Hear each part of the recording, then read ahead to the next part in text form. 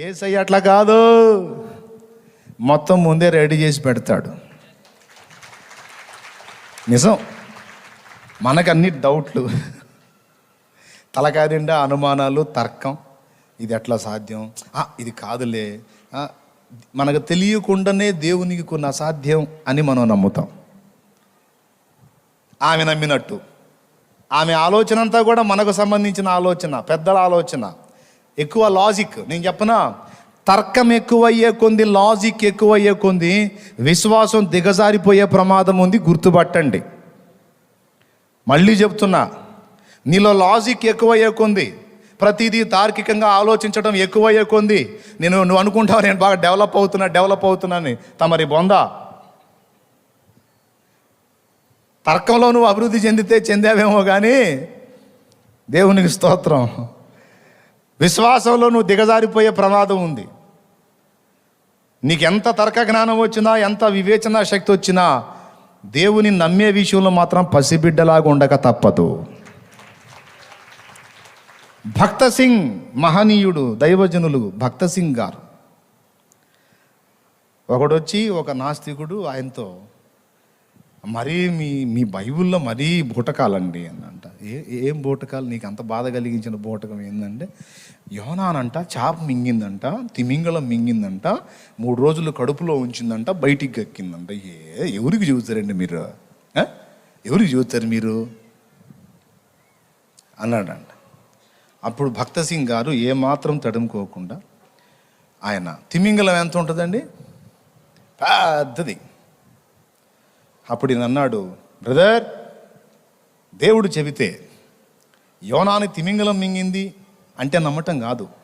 యోనా తన చిన్న నోరుతో అంత పెద్ద తిమింగలాన్ని మింగాడన్నా కూడా నేను నమ్ముతా. మీకు తొందరగా ఎలగదలే, దేవునికి స్తోత్రం కలుగును గాక. హల్లెలూయా. యోనా తన చిన్న నోటితో తనను మింగిన తిమింగలాన్ని కూడా యోనా మింగాడంటే నేను నమ్ముతా. ఎలా నమ్ముతా అంటావేమో, దేవునికి సమస్తము సాధ్యమే. హల్లెలూయా, హల్లెలూయా. అవసరమైతే యోనా సైజునే పెంచి పడేస్తాడు దేవుడు. తిమింగలం కంటే కూడా భారీ కాయుళ్ళు చేసి పడేసి, తిమింగలం హాయిగా కడుపులోకి పోయేంత పెద్దదిగా దేవుడు చేయగలడు. లేదా యోనాను అలానే ఉంచి అంత పెద్ద తిమింగలను చిన్న చేపలాగా తీసి, ఇది ఉపశమ రోగులు మింగినట్టు చేప మందులాగా మింగించేయగలుగుతాడు. నీకేం తెలుసురా తిక్కలోడా. అగాధ సముద్రాలకు నీవే ఎల్లలు వేసితివి, అగాధ సముద్రాలకు నీవే ఎల్లలు వేసితివి, జలములలో పడినే వెళ్ళినా నన్నేమి చేయవు నా యేసయ్యా, జలములలో పడినే వెళ్ళినా నన్నేమి చేయవు నా యేసయ్యా, నీకే వందనం, నీకే వందనం, నీకే వందనం, నీకే వందనం. నజరేయుడా నా యేసయ్యా, ఎన్ని యుగాలకైనా ఆరాధ్య దైవం నీవేనని గళమెత్తి నీ కీర్తి నే చాటెదా. నజరేయుడా నా యేసయ్యా, ఎన్ని యుగాలకైనా, ఎన్ని యుగాలకైనా ఆకాశ గగనాలను నీ చేనతో కొలిచితివి, ఆకాశ గగనాలను నీ చేనతో కొలిచితివి, శూన్యములో ఈ భూమిని వ్రేలాడదీసిన నా యేసయ్యా, శూన్యములో ఈ భూమిని వేలాడదీసిన నా యేసయ్యా నీకే వందనం, నీకే వందనం, నీకే వందనం, నీకే వందనం. నజరేయుడా అది నా యేసయ్యా అందరూ ఎన్ని యుగాలకైనా ఆరాధ్య దైవము నీవేనని కలమెత్తి నీ కీర్తిని చాటెదా. నజరేయుడా నా యేసయ్యా. దేవునికి స్తోత్రం. చివరి చరణం కూడా పాడదామా? వాళ్ళే ఉంటుంది. సియోను శిఖరాగ్రము నీ సింహాసనమాయనా, సియోను శిఖరాగ్రము నీ సింహాసనమాయనా. సియోనులో నిన్ను చూడాలని ఆశతో ఉన్నాను నా యేసయ్యా, సియోనులో నిన్ను చూడాలని ఆశతో ఉన్నాను నా యేసయ్యా.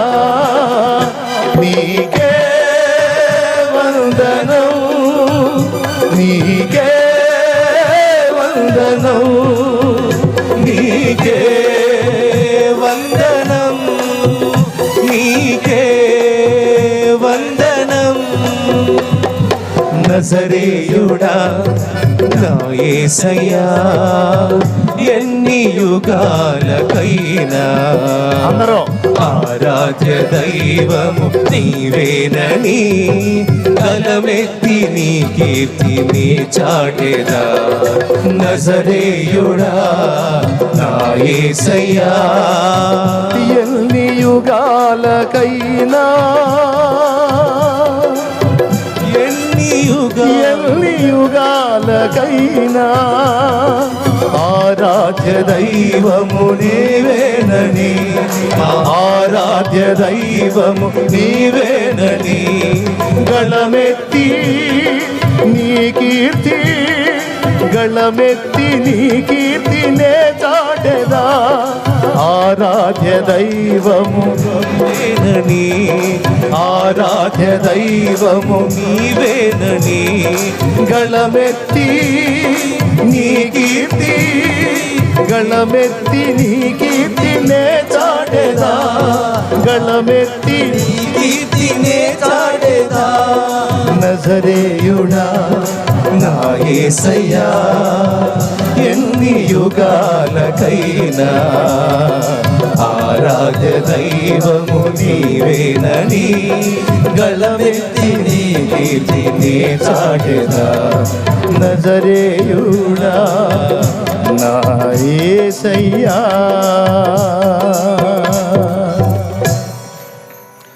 దేవునికి స్తోత్రం కలుగునుగాక. హల్లెలూయా. ముందే సిద్ధపరిచి ఉంచాడు, అది గుర్తుపట్టాల మనం. ఇప్పుడేదో నువ్వు అడిగావని అరే ఇప్పుడు అడిగితే ఎట్లమ్మా, ఏం చేసేది అనుకోకూడదు. అట్లా అనడు ఆయన, అనుకోడు ఆయన. నువ్వు ఇట్లా అడుగుతావని నాకు తెలుసు, అందుకే ముందే తెచ్చా. ఆయన బాధ్యత ఎరిగిన తండ్రి కాబట్టి తర్కం పెరిగే కొద్దీ విశ్వాసం సన్నగిల్లిపోయిద్ది. ఇది మేజర్ పాయింట్, గుర్తుపెట్టుకోండి. నేను బాగా ఆలోచించగలుగుతున్నాను, ప్రతిదీ కూడా లాజికల్గా థింక్ చేయగలుగుతున్నాను, ప్రతిదీ తర్కించగలుగుతున్నాను, మెరిట్గా యోచించగలుగుతున్నాను అని తమరు అనుకునేదంతా కూడా తమరి వెరితనమే. ఒకవేళ నువ్వు బాగా మైండ్ బాగా ఉపయోగించి బాగా తర్కించి ఆలోచించగలిగే మేధా సంపత్తి నీకు వచ్చి ఉండొచ్చు, కానీ దేవుని దగ్గరకు వచ్చినప్పుడు తర్కం ఉపయోగించొద్దు, తర్కం ఉపయోగించొద్దు. పసి బిడ్డ వల్లే నమ్ము, అంతే. దేవుని రాజ్య ప్రవేశ విషయంలో పసిబిడ్డ వలె ఎవడో నా సంగతులు వింటాడో వానికే రాజ్య ప్రవేశం ఉంటుంది. ఈ పసిబిడ్డ వల్లే నా రాజ్యమును అంగీకరింపని వాడు దానిలో ప్రవేశించడం చెప్పాడు. అట్లా ఆయన ఎట్టిస్తాడు మనకు పరలోక రాజ్యం? ఆయన అసలు ఎట్టబోయిద్ది మన పాపం? ఒకడు అడుగుతాడు, పాపం ఎట్లా పోయిద్ది అసలు అంటే వాడు తెలివి అనమాట. తెలివి, నేను చాలా తెలివిగలను వాడి ఫీలింగ్ అనమాట. పాపం ఎట్టబోయిద్ది? రంగు మరగబోవాలంటే కిరోసిన్ వేస్తే పోతుంది. ఎట్టబోయిద్ది? ఎట్టబోయిద్ది అంటే అది ఆ పవర్ అందులో ఉంది, పోయిద్ది. అది ఎట్టబోయిద్ది అంటే ఆ పవర్ అందులో ఉంది సార్, అందుకని పోయిద్ది. అట్లయితే వేరే మరకలు షర్టు మీద పడతాయి, నిమ్మకాయ పెడితే పోయిద్ది. ఎట్టబోయిద్ది అంటే ఆ నిమ్మలో ఆ పవర్ ఉంటుంది సార్, ఆ పవర్ వల్ల మరకపోయిద్ది సార్. రైట్. ఎట్లా పోయిద్ది? పవర్ ఉంటుంది, మరకపోయిద్ది. ఎట్లా పోయిద్ది అంటే పవర్ వల్ల. మొత్తానికి ఒకటైతే మరకపోవటం. అట్లాగే మన మీద పడ్డ పాపపు మరకల్ని తీసేసే పవరు యేసు రక్తంలో ఉంది. ఎట్టబోయిద్ది అంటే సార్ ఆ పవర్ అందులో ఉంది సార్, ఆ పవర్ అందులో ఉంది. కిరోసిన్ పోస్తే పెయింట్ మరకపోవడం ఖాయమైనట్టు, వేరే మరకలు నిమ్మరసం వేస్తే పోయినట్టు, మానవాళి పాపము యేసు రక్తము చేత పవిత్రమైద్ది. ఎలా ఇద్దో కానీ సార్, ఒకటి మాత్రం కన్ఫామ్ సార్, పాపం మాత్రం పోయిద్ది సార్, డౌట్ లేదు అందులో. బోర్డు లాజిక్ తీసుకొచ్చి అడుగుతూ ఉంటారు, ఇది ఎట్లా జరిగిద్ది, అది ఎట్లా జరిగిద్ది, బాయ్ ఎట్లా జరిగిద్ది ఇది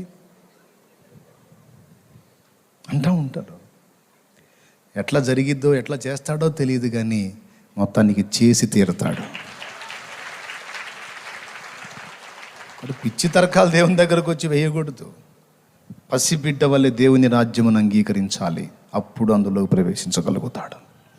దేవుని కార్యాలను స్వతంత్రించుకునే విషయంలో కూడా మన తెలివి కలిగిన ప్రశ్నలు వేసుకొని మన బుర్రలో మనకు ఒకడు ఉన్నాడు, పిలవపైన వచ్చే దరిద్రుడు.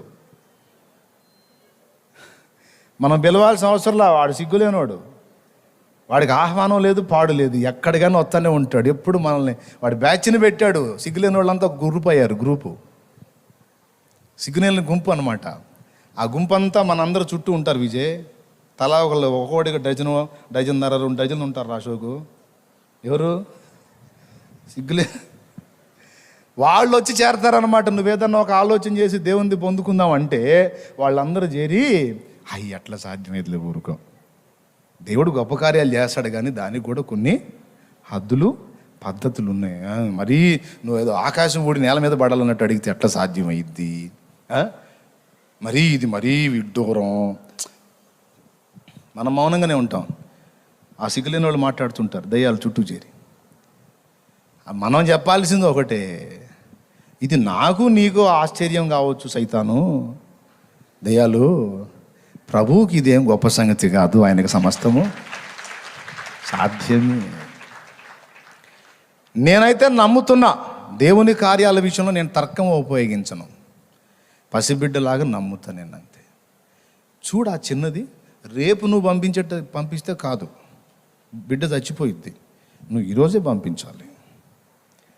అమ్మమ్మమ్మ ఆ చిన్నదాన్ని మాట ఎప్పుడు గుర్తించాడు చూడు. నేను చెప్పనా, 5 నెలల క్రితం కాదు, జగత్తు పునాది వేయబడకమనిపై చూసినట్టున్నాడు.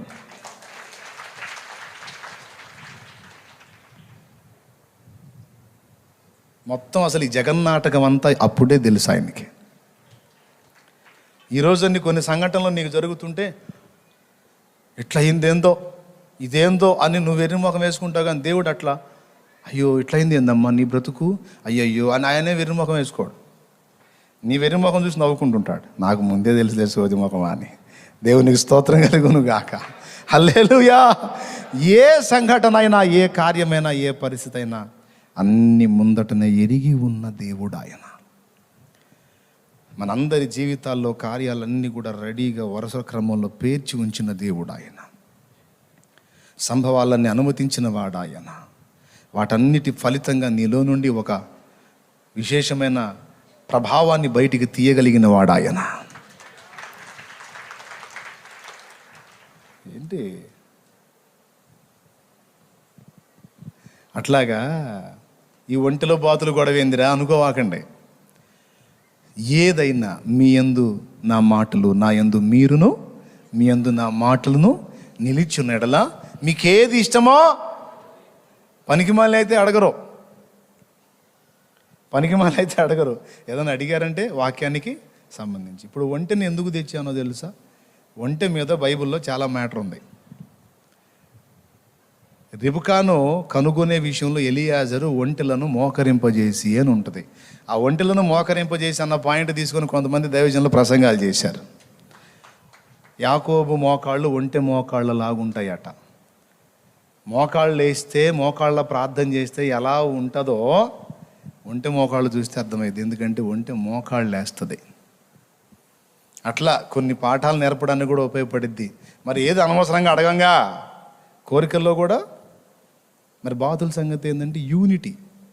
ఒక దాని దగ్గరికి ఏదన్నా వచ్చిందనుకో, మిగిలిన అన్ని రెక్కలు జాపి పటా పటా కొడతాయి, దాన్ని తరుముకొని వెళ్ళిపోతాయి. ఇప్పుడు క్రైస్తవ్యంలో చూడు, ఒకరినొకటి రెక్కలతో కొడుతున్నారు. ఇట్లా కాదురా, ఆ బాతుల్లాగా ఉండాలని చెప్పడానికి అదొక పాఠం అన్నమాట. దేవునికి స్తోత్రం కలుగునుగాక. హల్లెలూయా. ప్రియులారా, నేను ఇది ఆశిస్తానని ముందటనే ఎరిగి ఉన్న దేవుడు అది ఏదైనా సరే సిద్ధపరిచే ఉంచాడు ముందు. ఒక చిన్న విషయం చెప్తా బైబిల్లో నుండి. అబ్రహాం లైఫ్ తీసుకోండి. నీవు ప్రేమించు ఇస్సాకుని మొరియా దేశమందు నేను నీకు చూపించేటువంటి పర్వతం మీద దహన బలిగా నాకు అర్పించన్నాడు. అబ్రహాం వస్తాడని తెలుసు, ఇస్సాకును తెస్తాడని తెలుసు, బలి ఇస్తాడని కూడా తెలుసు పెద్ద ఆయనకి. అంతకుముందు మరి ఏ రోజు దాన్ని పట్టాడో ఏం సంగతో, గొర్రెల కాపరొకడు మందను తోలుకొని కొండ మీదకి వచ్చాడు. మందంతా తోలుకొని వెళ్ళిపోయాడు. కానీ ఒకటి పొదలో చిక్కుకునేటట్టు దేవుడు అనుమతించాడు. ఒక చిన్న విషయం గుర్తుపట్టండి. కాపరి గొర్రెల్ని తోలుకొని వచ్చినప్పుడు ఏ ఒక్కటి మిస్ కాకుండా జాగ్రత్త పడతాడు. మిస్ అయితే మళ్ళీ వచ్చి వెతుక్కొని మరి తీసుకెళ్తాడు. మరి పొదలో కొమ్ములు తగులుకున్న పొట్టేలు పెద్దది, దాని అరుపు చాలా వినపడిద్ది. మరి అది అక్కడ ఉంటే కాపరి మళ్ళా వెతుక్కుంటా వచ్చి తప్పకుండా తను తిరిగిన ప్రదేశం అంతా తిరిగి వెతుక్కొని తీసుకెళ్తాడా లేదా?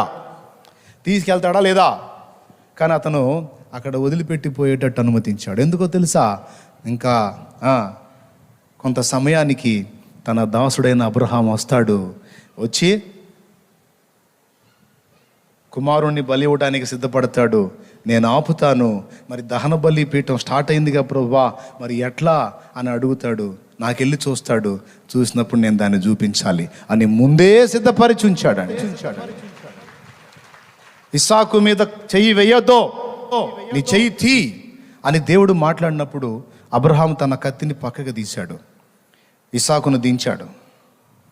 మరి ఎట్లా ప్రభువా బలిపీఠం ముట్టించాను నాయన, ఒట్టిగా బలిపీఠం కాలితే ఎట్లా ప్రభువా, దీని మీద ఏమర్పించాలి అన్నప్పుడు ఏమర్థం కాల. ఒట్టిదేనా ప్రభువా ఈ కార్యం అంటే, ఒట్టిది కాదు, ఇక్కడ ఒక సూచన ఉన్నది. ఇస్సాకుకు ప్రతిగా పొట్టేలు వధింపబడినట్లు మానవాళికి ప్రతిగా నా ప్రియకుమారుడు బలి అవ్వాలి. ఆ సాదృశ్యం అక్కడ చూపించాలి. ఒకనికి బదులు మరొక ప్రాణి. అందుకే ముందే సిద్ధపరిచానని మౌనంగా దేవుడు ఉన్నాడు. అబ్రహాము కనులెత్తి చూచినప్పుడు, దేవా మరి ఎట్లా ఈ బలిపీఠం మీద అర్పణ అంటే, అదుగో చూడు. అంతకుముందు కనపడలా. అబ్రహాము కనులెత్తి చూచినప్పుడు సమీపంలోనే, ఆదికాండం 22:13, సమీపంలోనే పొదలో కొమ్ములు తగులుకొని ఉన్న పొట్టేలు కనపడేటట్టు దేవుడు అనుమతించాడు. అప్పుడు దాన్ని తీసుకెళ్ళి దహన బలిగా, అది సంగతి. ఈ రకంగా దేవుడు మనకు ఏ ఏ పరిస్థితుల్లో ఏవేవి కావాలో, మన అవసరాలకు వస్తువులే కాదు, మనకు కావలసినటువంటి అనుభవాలు మనలో నుండి దేవుడు ఒక పరిమళం ఆశిస్తాడు. ఆ పరిమళం మనలో నుంచి రావాలి అంటే కొన్ని అనుభవాల్లో గుండా మనల్ని తీసుకెళ్ళాలి. ఆ అనుభవాల కోసం కూడా మనకన్నీ ముందే రెడీ చేసి పెడతాడు. ఆ అనుభవాల పరంపరలోనే కొన్నిసార్లు మనకి బాగా నొప్పి కలిగించే పరిస్థితులు కూడా కొన్ని ఉంటాయి. ఎందుకు ప్రభువా నాకు ఇలాంటి పరిస్థితి అనుమతించావు, ఏందయ్యా అంటే, అయ్యో ఇట్లా జరిగింది అనుకోలేదు, ఐఎమ్ సారీ అనడో. చిద్విలాసంగా నవ్వుతూ మౌనంగా చూస్తూ ఉంటాడు. ఏంటి ప్రభా నాకు ఈ పరిస్థితి అంటే ఏం మాట్లాడాడు? ఆ బాధలో, ఆ వేదనలో, ఆ నలుగుళ్ళో, ఆ ఒత్తిడిలో నీలో నుండి నేను ఆశించిన ఒక ప్రభావం బయలుదేరాలి. హల్లెలూయా, హల్లెలూయా. అందుకు నీకు అవసరమైన పరిస్థితులు కూడా ముందే రెడీ చేసి పెట్టాడు ఆయన. దేవునికి తెలియకుండా ఏది నీ జీవితంలోకి రాలా, మొత్తం ఆయన రెడీ చేసి పెట్టాడు. ఏ ఏజ్కి వచ్చేటప్పటికి ఎలాంటి అనుభవం నీకు ఉండాలి, ఏ ఏజ్కి వచ్చేటప్పటికి ఎలాంటి అనుభవం నీకు ఉండాలి, ఏ సన్నివేశంలోకి నువ్వు వచ్చినప్పుడు ఎలాంటి ప్రెజర్ నువ్వు ఫేస్ చేయాలి, ఏ స్థాయిలో ఆ ప్రెజర్ ఉండాలి. దేవునికి మహిమ కలుగును గాక. నిద్రాణమై ఉన్నటువంటి ప్రభావాలు కొన్నింటిని రేపటి కొరకు కొన్ని పరిస్థితులను దేవుడు అనుమతించి ఆ సెగలో నుండి ఒక ప్రభావాన్ని నీలో నుండి బయటికి తీసుకొస్తాడు ఆయన. లేకపోతే రాదు, అది అంతే ఉంటుంది నిస్త్రాణంగా. దాన్ని రేపుతాడు దేవుడు. దానికోసం కొన్ని పరిస్థితులను రెడీ చేసి పెట్టాడు. కొన్ని అనుభవాలు నీ ముందుకు రాణిస్తాడు, కొన్ని ఒత్తిళ్ళు, కొన్ని నలుగుళ్ళు అన్నమాట. అవన్నిటిని కూడా నీ జీవితంలోకి అనుమతిస్తాడు. అవి కూడా రెడీ చేసి పెట్టాడు. అట్లా ప్రతిదీ గుర్తుపెట్టుకో. మళ్ళీ చెప్తున్నా ముగింపులో, అన్నిటినీ ముందుగానే దేవుడు నిర్ణయించి సిద్ధపరిచి నీ జీవితం కొరకు దాచి ఉంచాడు. అవన్నీ తగిన కాలం ముందు ఒకటొకటిగా నీ జీవితంలోకి రప్పిస్తాడు, అనుమతిస్తాడు. నువ్వు చేయవలసింది ఏమిటంటే పసి బిడ్డ వలె దేవుని నమ్ముట, ఆయన కార్యముల కొరకు నీ జీవితాన్ని తన చేతికి అప్పగించుకొనుట, జరుగుతున్న కార్యములన్నీ యాదృచ్ఛికాలు అనుకోకుండా దేవుని సంకల్పాలు అని గ్రహించి ధైర్యం తెచ్చుకొనుట.